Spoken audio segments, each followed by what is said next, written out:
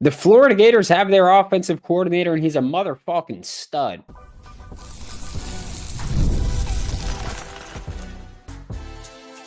You are Locked On Gators, your daily podcast on the Florida Gators. Part of the Locked On Podcast Network, your team every day. Hello, and welcome back to another episode of Locked On Gators, part of the Locked On Podcast Network, your team every day. Thanks for making Locked On Gators your first listen of the day every day. We are available daily and free, whether it's the podcast and on YouTube. I am Brandon Olsen. Find all my written work with New York Giants on SI and swampsignal.substack.com if you want some written work about the Florida Gators. Just saying, today's episode of Locked On Gators is brought to you by FanDuel. If you want to be right in the middle of the action this season, visit FanDuel.com and place your NFL live bets all season long. And the Florida Gators hired an offensive coordinator yesterday in Buster Faulkner from Georgia Tech, which you may remember that name because he is indeed someone that we've spoken about on this show. He is the guy that when I got a choice of one coordinator hire, it would be him. And now he is the Florida Gator offensive coordinator. And I want to just first talk about how much I love this hire. Because I really do. I think it's a fantastic hire. I think Buster is, for a very good reason, one of the most highly sought after offensive coordinators in the country, right? He was at Georgia Tech for a few years, just finished his third season there, was productive that whole time. He was at Georgia for 2 years before then. And bounced around smaller jobs in the group of five prior to that. Then you have the idea of all of these other schools pursuing him, right? Because it wasn't just Florida. Like it wasn't, his options weren't, I'm staying at Georgia Tech or going to Florida, right? He was in consideration. I'm just going to say in consideration. Like, I don't know if he was offered the job. I don't know. But he's in consideration for the head coaching job at Memphis, which to this point, at the time of recording this on Thursday night, that has not been filled yet. So no idea what was going on there. But he was in consideration for the Memphis job, which, by the way, I frankly thought he was going to take. Just like if you're going to take a G5 head coaching job, there's really not many better than Memphis. The American Conference is the best G5 conference. And of course, Memphis invests more than just about any other G5 team. So I would have thought that would be the move. Obviously, it's not. But I also want to talk about how he was pursued by other schools. We got the reports yesterday that maybe a couple hours after the signing or after the hiring that if John Summerall took the Auburn job, which again was when Florida thought they were getting Lane, Auburn thought they were getting John Summerall. And then when Florida stopped feeling like they were getting Lane, Auburn stopped feeling like they were getting John Summerall. And the reports were that if John Summerall took the job at Auburn, then the expectation would have been that Buster Faulkner would have followed him to Auburn instead. So it seems like Buster Faulkner was heading out, right? Whether that was for a head coaching job somewhere else or an OC job there, seemed like that was where this was going, but that didn't happen, of course. And also, there were other schools looking at Buster Faulkner or trying to get Buster Faulkner to be their offensive coordinator, whether that was, Oregon losing Will Stein, whether that was Ole Miss losing Lane Kiffin, Charlie Weiss, trying to get Buster Faulkner. And Florida got him. And I've been, like I said, open this whole time, like Buster Faulkner, great OC, really like what he does. As far as the biggest concern that I think I've seen a lot of Florida Gators fans present, which I will say, valid concern, but let's address it. The biggest concern I've seen with Florida Gators fans is the quarterback run game, right? They go, well, how is like basically saying I don't want an offensive coordinator or an offense that's reliant on the quarterback run. Because when you look at Georgia Tech under Buster Faulkner, you can see Haynes King this year has 173 carries, which we were doing the math yesterday during the live. It's about 16 carries per game because he's played 11 games. So That's a lot, right? Fair. In 2024, Haynes King had 123 carries, also in 11 games, so about 12 carries per game for Haynes King. And this is excluding sacks, okay? I just want to make that clear. This is scrambles and designed runs. And then in 2023, Haynes King had 114 carries in 13 games, so that was 8.5, 9 attempts per game. And people don't want to see their quarterback do that, right? Which is very fair, especially in the SEC. And I'm not trying to do the whole like, oh, SEC is the SEC, right? We're way better. I am going to say, though, that in the ACC, you can get away with that way more, right? In the ACC, that's just how that is. There's teams that are really bad in the ACC. And like Florida, a team that can go to the wire with anyone, not so much, right? Like Florida is considered a bad team in the SEC right now. And Florida would beat a good bit of the ACC, right? Maybe lose to the top teams in the ACC. And that's it. And I know people can say, well, Florida lost to South Florida. South Florida would beat a lot of teams in the ACC as well. Alex Golish is a lunatic.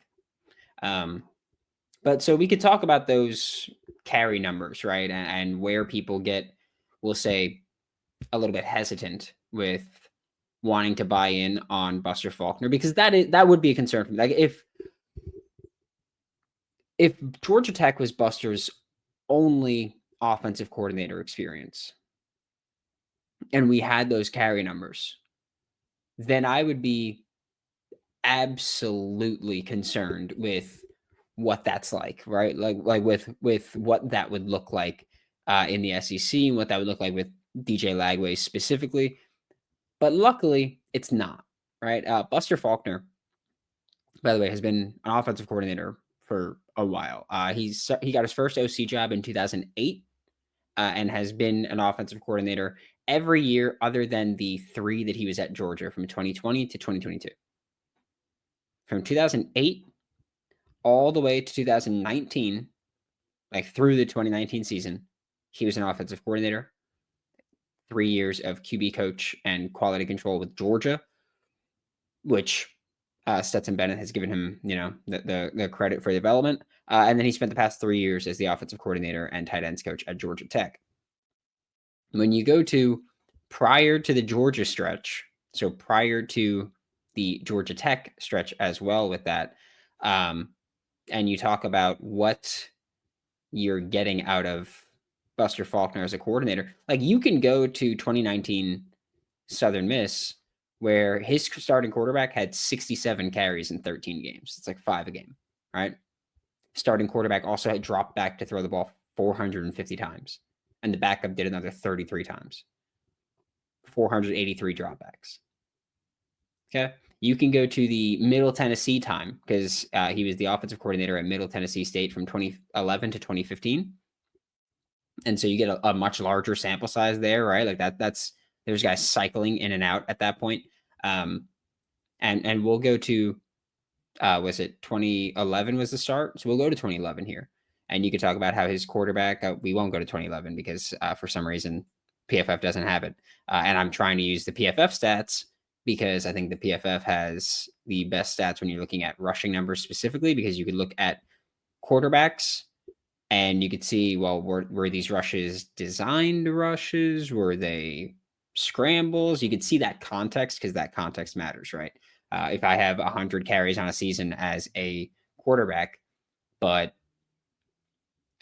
80 of them are scrambles, first off, I'm scrambling too much, but also like there's not designed runs there. That's not part of the scheme, we'll say. But you could look at 2015, Middle Tennessee State had a running back with 127 carries, a running back with 107 carries, a running back with 83 carries, and then his quarterback had 50 carries, of which 13 were scrambles. So 37 designed quarterback runs that whole season.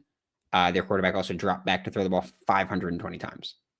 Okay. I'm not going to go through every year, every stat. I don't think that that's helpful or very useful right now, especially when you're talking about going back, 16 years, whatever it may be. But I do think that when you talk about, does he run the football with the quarterback too much?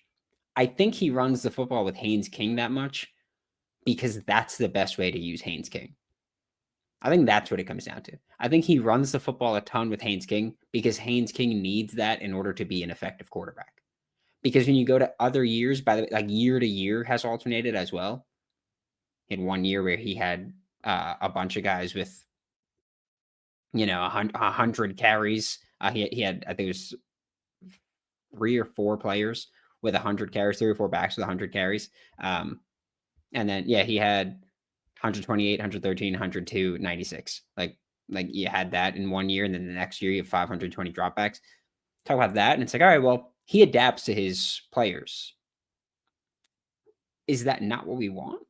Like, right? Like, that's what we want. We want an offensive coordinator who it's not necessarily, oh, he's got this scheme. We want an offensive coordinator. And what I think makes an offensive coordinator an elite offensive coordinator, or even a great offensive coordinator, is adapting to your personnel. Right? And to me, I think that's a slam. I think the Buster Faulkner hire is the only slam dunk I'm talking about. Right? I was very open. John Summerall was on my list, not even near the top of it. Can't call that a slam dunk hire. I also said Lane Kiffin wouldn't be a slam dunk hire. I don't think there was a slam dunk head coach. Defensive coordinator Brad White. I think he's a very good defensive coordinator. I think he's a good hire. I'm not going to say slam dunk.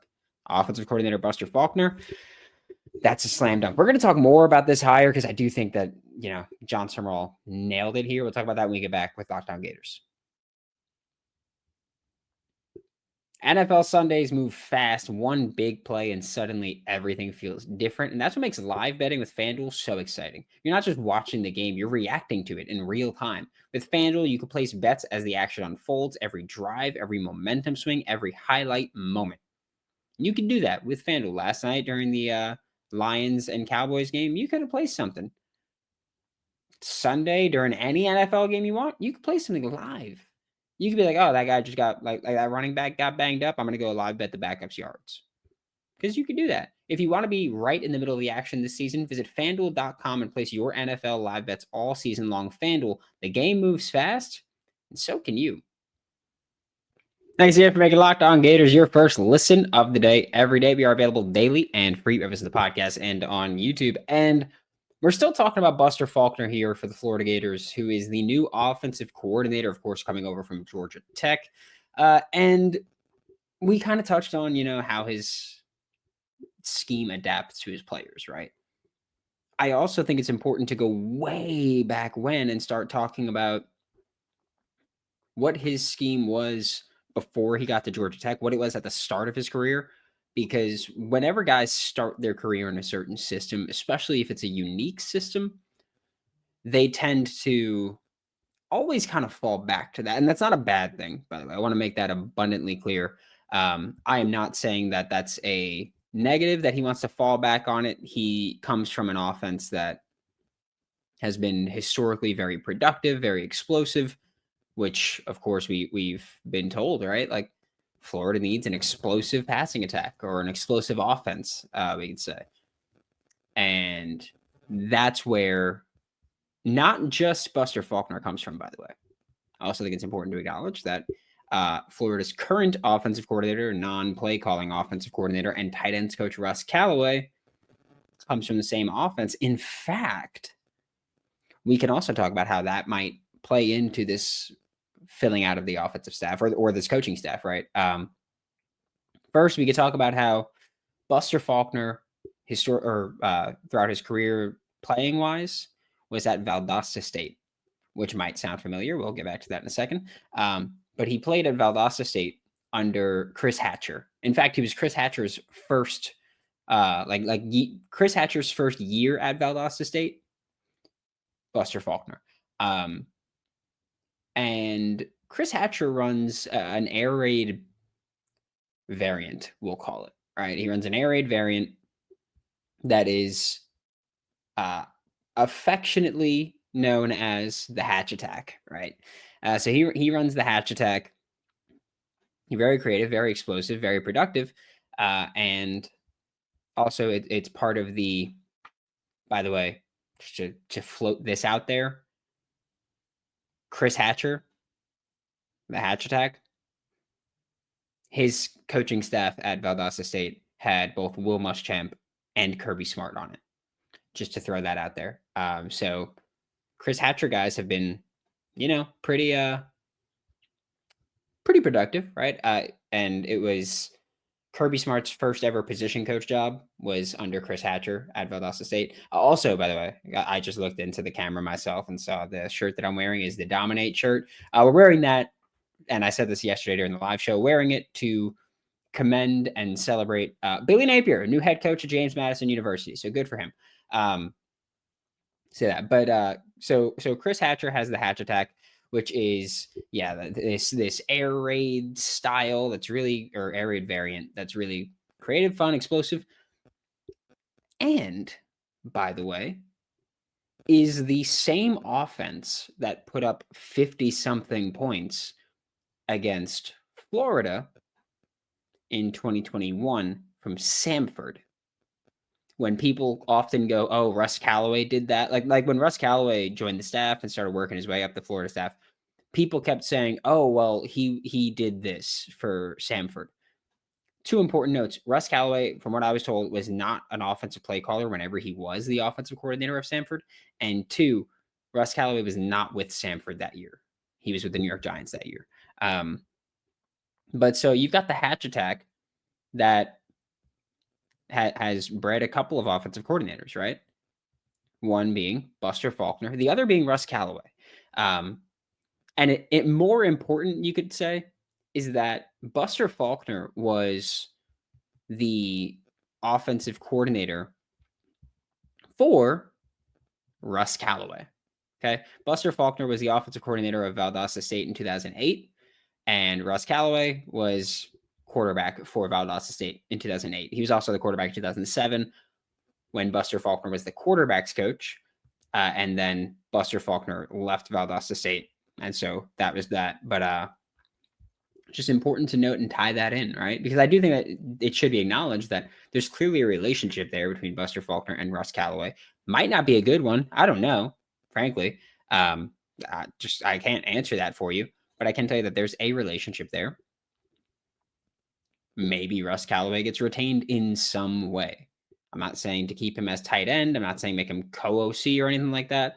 But Russ Calloway has worked with receivers before, quarterbacks before, tight ends, defense that first year that he was with the Gators. For some reason, still don't know that one. So you could say that maybe Russ Calloway is someone that could be retained with this hiring of Buster Faulkner, right? Maybe you have that. We could also talk about Chris Hatcher, right? Again, the guy that came up with the Hatch Attack. We could also talk about that possibility because Chris Hatcher is currently unemployed, no longer at Samford.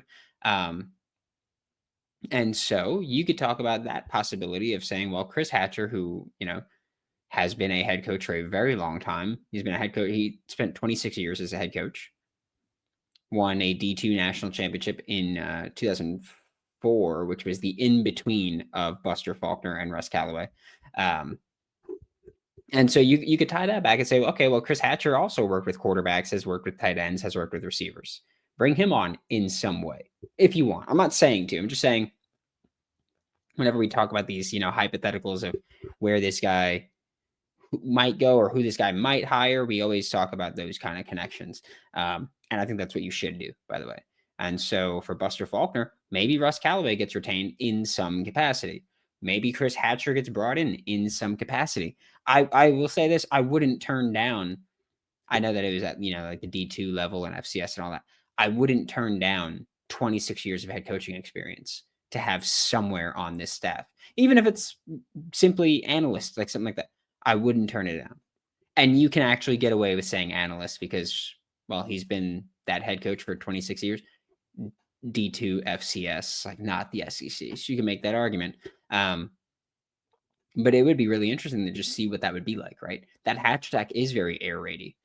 Like you're going to see 10 personnel, 11 personnel, and 12 personnel. I think that there's a lot of different directions that you can go with Buster Faulkner here. The most important thing to acknowledge, again, is that he has, throughout his entire career as a coordinator, shown that he will adapt to what he has. He wants to be productive. He's going to adapt his scheme to be whatever is going to be productive. That's big. We've heard explosive elite coordinator hire, which, by the way, I forgot if I said it. This is an elite coordinator hire. He is. Like, Buster Faulkner is one of the most highly sought after offensive coordinators in the country. He's only going to be here for a year or two if it works out. And I'm excited to see what that looks like. We're going to talk more about Buster Faulkner, this scheme, how it can adapt, how it could change, how it fits the current roster. We'll talk about that when we get back with Locked On Gators. The holidays are officially here, which means gift hunting season is on. And if you want something meaningful, personal, and guaranteed to get a reaction, Aura Frames is the gift that delivers every time. It's not just something you wrap, it's a way to share memories, because Aura isn't just your average picture frame, right? You can preload the frame with photos before gifting it. So when they plug it in, the memories are already there. No apps to figure out, no setup headaches, just instant smiles. For a limited time, save on the perfect gift by visiting auraframes.com to get $35 off Aura's best-selling Carver matte frames, named #1 by Wirecutter by using promo code COLLEGE at checkout. That's auraframes.com, promo code COLLEGE. This deal is exclusive to listeners, and frames sell out fast. So order yours now to get in time for the holidays. Support the show by mentioning us at checkout. Terms and conditions apply. Thanks for making Locked On Gators your first listen of the day every day. We are available daily and free of us in the podcast and on YouTube. And I wanted to talk a little bit about what Buster Faulkner coming to Florida really means, because I think we're also at, frankly, a crossroad in his career. Like I mentioned, he's been an offensive coordinator since 2008 to 2019. He was an OC, running a lot of the hatch attack, again, adapting in different ways, but running a lot of the hatch attack. From Georgia Tech, his 3 years was running a very power spread option style. You've got all that going on. You've called a lot of different offenses at this point. And you've never had the athletes that you're going to have here, by the way. I will be really interested to see what that's going to look like, because I do think that, and quarterback's going to be DJ Lagway, it seems like, right? I do think that you're at a really interesting point where you can have this air raidy style, but also you could say, hey, we're going to have that jet power read, which if you watch Georgia Tech, you know what jet power read is. You just don't know what it is. Like, you've seen it before. It's when someone will come across the motion in jet motion, the same way Florida has done with Trey Wilson 1,000 times, right? You have that jet motion come across quarterback. Like, let's say, hypothetically, receivers coming from the right side, going across to the left. Quarterback will take the snap. He will read an edge rusher. And if the edge rusher stands up, quarterback keeps the ball. If the edge rusher runs in, he hands it off, which is obviously, as we've spoken about before, quite different from a read option, where the read there is if the end stands up, you hand it, and if the edge runs in, then the QB keeps it. It's the opposite here, right? While you have that going, there's like the right guard in this instance is pulling across the formation to block whoever his assignment is, right? So you have that jet power read. You see 1,000 times if you watch Georgia Tech. You've seen it watching Florida, by the way. Like, we saw it this year. I think it was, I forgot what game it was. I think it was a home game. Might have been Texas, Vernell Brown the third. It was like a 14-yard rush or something like that. It's like 3rd and 4, and it was jet power read. So you've seen it before. It's not new, right? It's just something that you've seen a lot more at Georgia Tech. So you could see this air raid style where they also go, hey, we're going to run a little bit of power spread mixed in. It's honestly, Buster Faulkner has a unique opportunity to mesh his styles right now. He's at a new spot, so if you're going to make a drastic change, it's now, when you haven't installed anything, when you're not going to trip any players up. Again, I know no one likes to hear that, but it's the fact of it's what you have in the situation, and what's a possibility.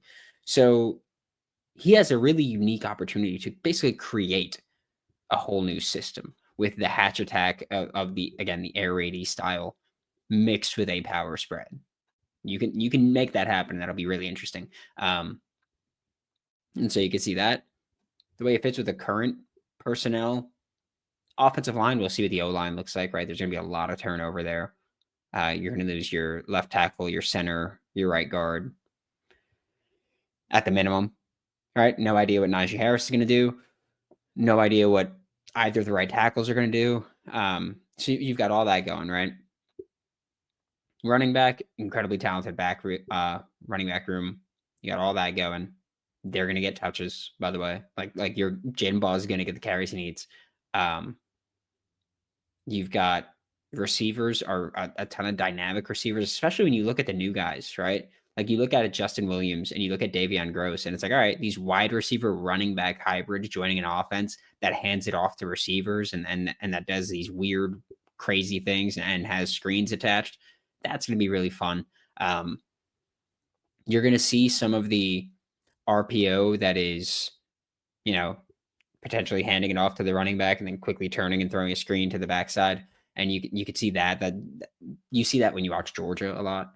And I think that's something that Buster took from Georgia, frankly. And so you've got that going. Like you can do a lot here, and you've got the athletes to do it. And when we talk about DJ Lagway, like he could fit this offense easily because this offense will be fit to him. I'm not talking about carrying the football 16 times a game if you're DJ Lagway. You could do the 6 that he had at Southern Miss in 2019, 6 per game, right? Again, that's scrambles and design touches and options that, the read was to keep it. That's all that. And you have that, and you can do a lot there. And DJ Lagway can make this offense work, right? Like you watch Georgia Tech and you watch them try to throw the deep ball, and you'll see a ton of bad passes, right? Like even ones that are completed, even ones that are there. Like Haynes King is just not a good deep ball thrower, which is why I don't get it when people talk about what this offense can't do.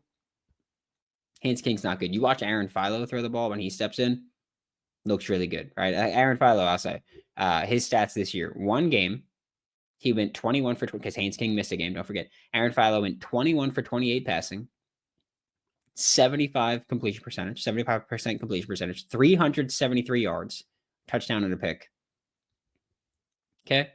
Average depth of target, 10 yards or 9.5 yards. All right. That's from Aaron Philo, the backup quarterback. 373 yards, a touchdown, throwing the ball deep downfield. That's what you got. Okay. That's pretty good. All right. Haynes King, when throwing the deep ball this year, those fluttering passes that you have there, 18 for 38, completed 47.4% of his passes. That's not bad, by the way.